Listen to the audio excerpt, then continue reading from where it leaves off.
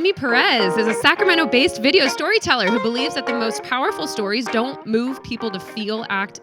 Wait, do. Her typo, not mine. They do move people to feel, act, and believe again. As the founder of a video production business dedicated to heartfelt, emotive storytelling, Jamie helps businesses and nonprofits turn their missions into stories that create real connection and meaningful impact. After years of traveling across the country in a former chapter of her life, Jamie returned to California a year ago with a renewed sense of purpose after much turbulence and a powerful story that brought her back home. Everyone welcome Jamie.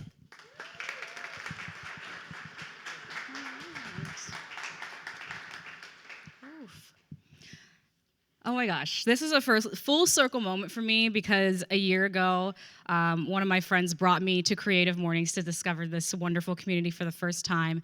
And ever since I saw people get up here and share their stories, knowing that I like to tell stories, I've been bothering Molly for the past year. How do I get up here on this stage and do this? Because this is so exciting. So I finally made it on this stage, y'all. I'm so excited. And happy Friday. I say that like it's so exciting, but how many entrepreneurs are in the room? Raise your hand, entrepreneurs. Yeah. So when I say that now, I'm like, what does that actually mean? Because like I'm probably working tomorrow, right? So like happy Friday. I'm happy to be here, right? But still working. So as Molly said, I am Jamie. I am a videographer and the owner of Beyond Words Productions, and I do heartfelt and emotional storytelling for businesses and nonprofits. So I work a lot with emotions, being vulnerable, and making people get comfortable on camera, because it's really hard to do that, right? How many of you are comfortable to share your own story in front of people or to get vulnerable in public spaces? Yeah, a few less hands. It's hard. It's hard. And for so long, I couldn't do that either. Like I spent my entire career telling other people's stories, but for so long, I could not tell my own. And it cost me a lot. And I didn't realize how much it was costing me until a year ago when I moved back. So into the story now, it's important that you know where I came from. So I grew up here in Sacramento in a middle-class home to an abusive father and a mother who was too afraid and complacent to ever leave.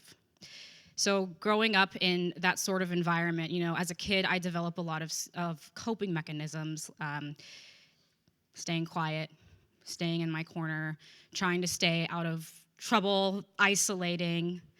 And I knew that as a child, I wanted to be seen in some way, but I just didn't know how, because all these coping skills that I had to develop kept me kind of in the corner. So what did I do as I grew up? I became a TV news reporter, which is like a form of being seen and being visible, right? So it is being seen, but it was being seen for what I do and not who I am. So I went to school at Cal State Northridge in LA, got my degree. Hey, I was not that excited to say that, but thank you. I wanted to go to USC, but that was too expensive, so Cal State Northridge it was. So I went there, graduated, got my degree in broadcast journalism, and my first job on air was at an ABC station in Sioux City, Iowa, where I was a weekend anchor, reporter, and producer.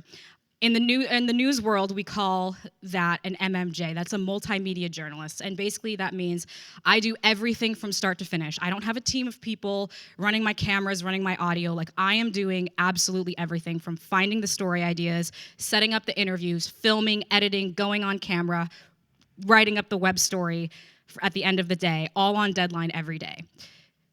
So after 2 years there, I went to the CBS station in Madison, Wisconsin, where I was essentially doing the same thing, right? And I loved my job, right? Telling stories and getting to the heart of things and making people care and having the platform to inspire and influence people. I loved it. But after a while, there were multiple reasons why I left. One was because the pay was absolutely garbage. There is a misunderstanding about, oh, you're on TV, you must be making so much money. And I think at the network level, CNN, NBC, like the world news, I think that that's where you start to make the money, but local level is like there's people on food stamps that work in that newsroom. So it's not what you think. Full transparency, I think it's really interesting when I actually tell people how much I make. So at my ABC station, I was contracted for $23,000 a year. And then I went to Wisconsin and I got an upgrade to $35,000 a year. So after 6 years of doing news, I left news with a salary of $40,000. 6 years and a 4-year degree, and I'm making like barely entry-level pay for what most other industries start at, right? News is super, super competitive, and if you aren't willing to take that low salary, there is somebody else who is waiting for a spot that will. So, and then the other reason was because news, as we know, is not filled with heartfelt and emotional stories. And that's really all that I wanted to focus on. So I knew that I could not lead the positive life that I wanted to lead if I was being surrounded by negative thoughts day in and day out. So I made the decision to leave. And I actually got a job working at a startup that was based on the East Coast, but they had platforms and little startup stations all over the country. So I helped start their company in Madison. And basically what it was, this is coming out of COVID. So, restaurants are doing not so great and the economy's not doing great. So basically what this was is people sign up for a newsletter to go out to your email every day. And what I do is I curate a whole list of everything that's going on in the community, restaurants to support, community events going on, things to do after work to support the local economy and boost business. I worked there for about 2 days before I got a threatening email from the attorney at my former news station saying that if I did not leave, they were going to sue me. They were citing a non-compete. And I was like, this is not even in competition with what you're doing. So I ignored it. And unfortunately, stuff like this happens all the time when news reporters leave their news stations, especially if you stay in the market where you were working. They don't like that. So I ignored the email. And then a week later, they followed up, even more threatening this time, harassing me, and basically said, how dare you ignore our emails? If you do not respond, I'm going to come after you and your employer. So now I'm like, okay. So I reached out to the CEO of the company that I was working for now, who originally hired me on the East Coast, told him what was going on. He's like, is this about a non-compete? And I was like, yeah. And he's like, okay. Let me talk to your former boss. We have hired like former TV news reporters at all the other places that we've been at because it's a good transition job, and we have kept all of them. Don't worry. I said, okay, cool. So I'm working there for about a month, and I get on another call for an update with my new boss, and HR is on the call. And I'm like, okay. So essentially that whole conversation was my new boss saying they tried to talk to my former news station, saying that they did not care that they were not in competition. They offered them, free advertising, an exclusive partnership, things that you would not do if you were truly a competitor. And they said that they didn't care and that if they didn't fire me that day, they were going to sue both of us. So I lost my job and everything. Like I had no savings, right? Like I made no money. I had maybe $2,000 total saved. And I was so afraid to get another job doing anything else within the community that I was in because I was so scared that they were going to find out what I was doing and do this to me again. The partner that I had at the time was an entrepreneur, had his own home remodeling and construction business, and encouraged me, was like, you can tell stories and do what you're doing and lead, positive influence without working for somebody else. There is a demand and a hunger for this type of storytelling that you can do this on your own.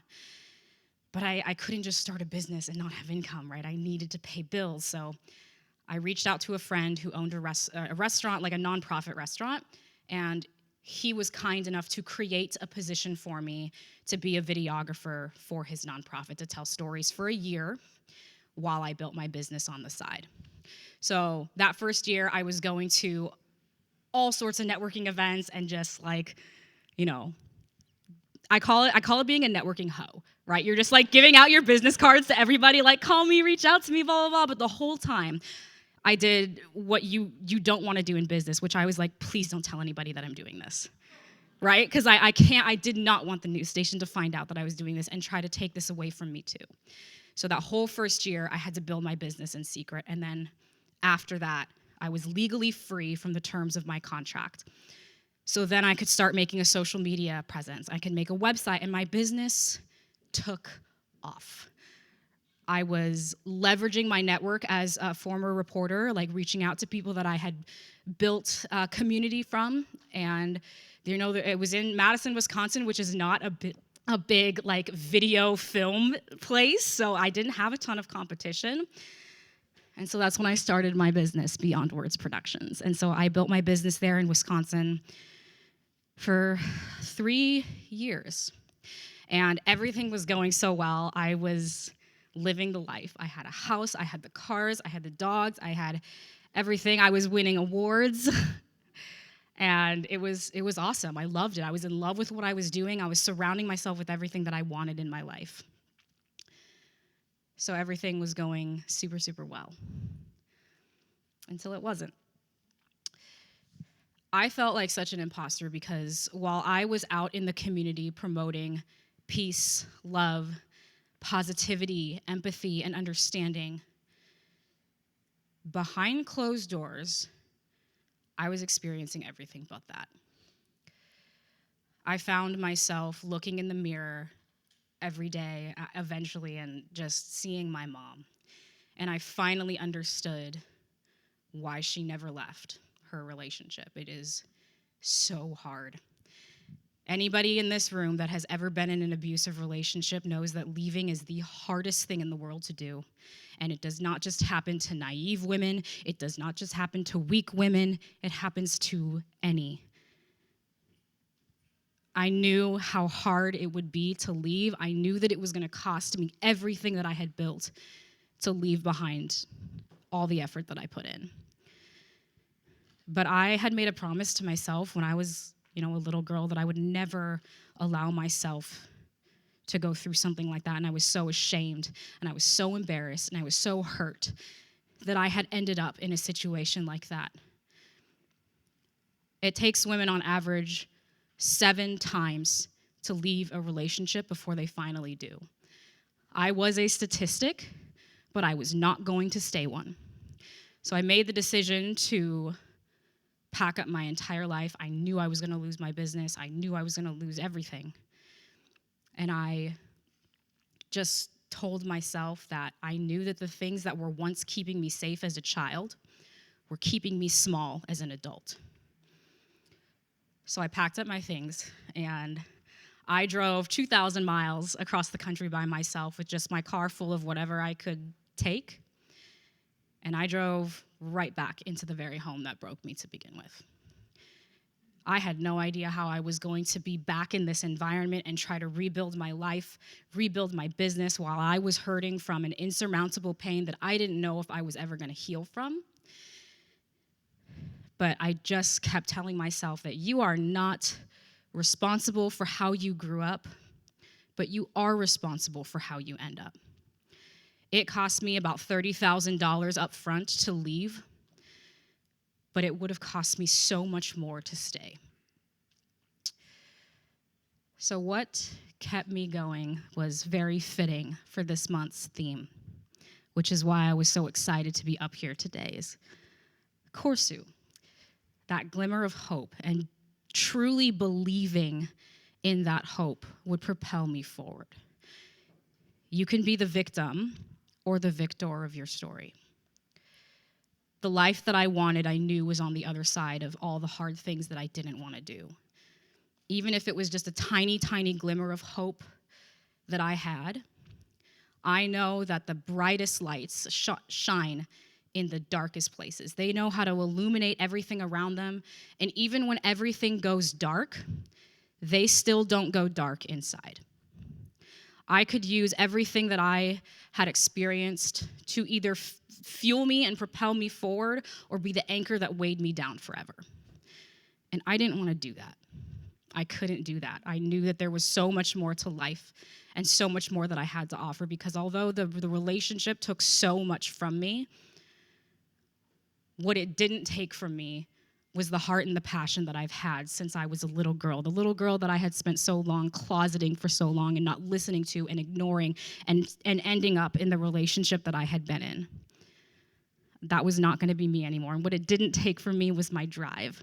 And what it didn't take from me was my passion for doing what I do. And I knew that I had done this once before. I had built a business from scratch, and I knew I could do it again. It's only failure if you quit.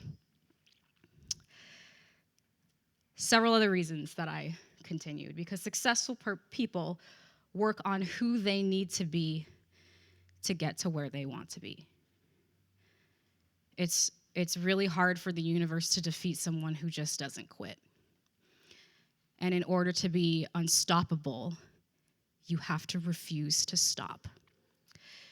So when I moved back, it was so hard for so many reasons, as you can imagine. But I was being a networking hoe again and going out to all these networking events, and it was so hard, you guys. Like, I would literally drive to 5 different networking events a day. It was so exhausting because I am naturally introverted, so I hated this, but I knew it was essential. And I would just start passing out my cards. I would drive from one event to the next. I would cry in my car on the way there, take some tissues out, wipe my face off, go in, put a face on. Hi, nice to meet you. I'm Jamie. I do heartfelt and emotional storytelling for businesses and nonprofits. And I would do this over and over and over and over again. And I was so exhausted every single day. And for the first 8 months that I was back, I made $0. And I plowed through my savings, trying to survive and trying to rebuild my business here until I got out of my own way and I started being brave enough to share my story with people. I was so embarrassed and I held this inside, and only a few people at the very beginning knew why I came back. I started telling people that, I'm back here because my family's from here and I just came back home, which is true, but it's not the truth. So I started sharing my story, doing exactly what I tell other people to do, and people finally started leaning in and saying yes to me. By the end of the first year, so literally within the last 4 months of last year, I had generated the same income that it took me to build my business in 3 years in Wisconsin. It was like a floodgate of opportunity opened because I stopped grabbing on so hard to what I wanted, and I just let go and learned to receive. I allowed myself to go from holding on to receiving. And that I won an award for it, the Outstanding Women Leaders Achievement Against All Odds Award. Thank you. So it was really cool. That trophy sits on my desk as a reminder, just to keep going, because I truly believe that if you are interested in what you do, you will be interesting to watch. You can make progress or you can make excuses, but you cannot do both. And don't wait for the world to change. You have to go change your world. So a couple things to end, and this is why I think storytelling is so important, why I'm here on this stage and why I do what I do. Stories open up our hearts and minds. They make our brains ease into decision-making because you can impact people emotionally, and it makes you magnetic. People lean in and say yes to you, and it's usually the right people, the ones you want to draw in. Why? Because there is no data to process, no statistics to fact check. You are not telling people what you do, you are telling them why. There's just raw emotions that your heart and mind already accept. And a few little notes to leave you on to retain these glimmers of hope in your own life is that you can grow and grieve at the same time. Your voice is powerful. Use it, even if it shakes. Imagine looking back one day and realizing that you were brave enough to go after everything that you wanted and it worked. In order to be great, you have to be grateful. And a question that I ask myself that also propels me forward is, what do you want to be when you give up? So to end, this is truly to end. I'll put this screen back up, so don't scan this QR code yet because I'll put it back up. But I want to show you a 3-minute video of what I do for people, because I think now that you know my why, Are you good? Okay. Now that you know my why, I want to show you an example of what I do for people, why it heals me, why it heals other people. So I do professional videography, right? You can see my expensive camera in that picture, but I'm not going to show you one that I produced with a high-end budget.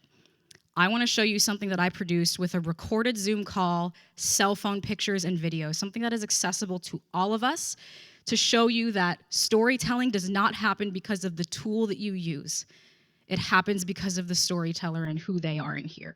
I am Amy Jandrusovitz, and I am the owner of A Doll Like Me. I make dolls for kids who don't see themselves on the store shelves. I started A Doll Like Me 10 years ago. The concept came when I was doing social work with kids in pediatric oncology. There were so many kids that weren't able to look into the face of a doll and see their own. They really do look at this as an extension of themselves.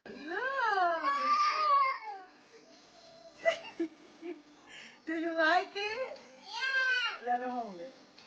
Give her a hug. Aww. You know what kind of power that has for a child. And I never would have imagined where it would be today. I didn't realize how I would be able to advocate on a worldwide level for what inclusion and representation would look like for a child. Since becoming a nonprofit, no family has had to pay for their own dolls, and they have gone to 35 countries and all 50 states. I've made over 1,000 dolls, and I've never actually seen a child get one. But parents typically will send videos or pictures.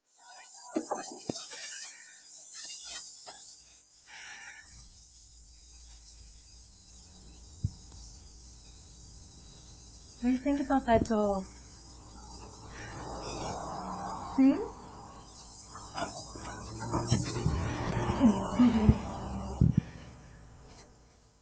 You love it? Who does that look like? It's Eli! Yes! Let me see. Can you turn him around so I can see? Show Mama. Look.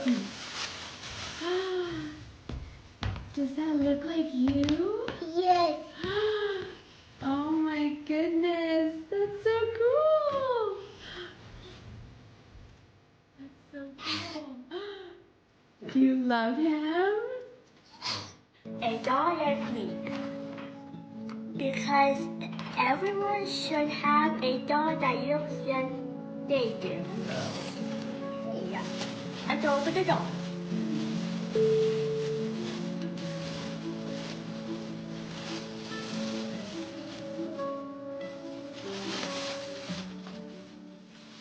Had your big top one, we'd be just like you.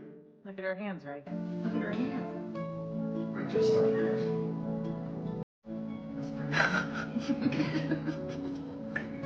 Wow. Wow. Just wow. I've made dolls for a number of kids who have passed on, and the families still use the doll as a reminder of the child. One family that sent a picture of their baby's doll on the grave. It shows you that this is more than just the doll to the kids and then to the families as well. I think that we all feel this desire to make a difference. In the bigger picture, these kids deserve to see themselves in the narrative all the time. They just don't. And we can think of a million reasons not to. You know, I'm too busy, I'm too old, I'm broke, I'm whatever it is. But these dolls and what's happened to them speaks to what happens when you say yes. So that is storytelling, and it's super powerful. It's probably that video has honestly done better than some of the ones that I've produced with my $10,000 equipment, and that just goes to show you that this storytelling is so important. It is so impactful. It is the way we connect. It is the way we make people feel, and it is something that people can remember us by. So all the entrepreneurs in the room, or the people that work for other companies, storytelling is so important. And that's why I got up here on this stage to tell mine, because I finally got out of my own way to let people see me for who I am and not what I do or what I am. So I hope that this gives you all a glimmer of hope to do the same, share your own stories in the future as well.